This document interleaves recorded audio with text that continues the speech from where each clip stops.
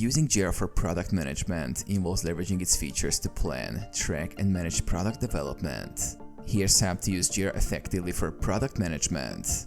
Create projects. Set up a Jira project for your product. Choose a Scrum or Kanban template based on your team's workflow. This organizes tasks, issues, and releases. Define and prioritize backlog. Populate your backlog with user stories, features, and bugs.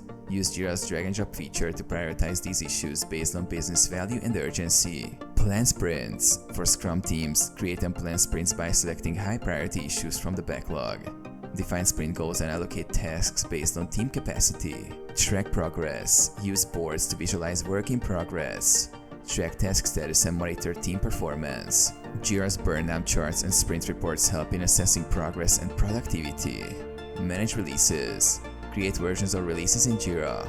Link issues to specific versions to track which features or fixes are included in each release. Collaborate and communicate. Use comments, mentions, and attachments within Jira issues to collaborate with team members. Share updates and solicit feedback directly in the platform. Analyze and report. Generate reports and dashboards to analyze performance, track metrics, and make data-driven decisions. Customize dashboards to view key performance indicators and progress reports.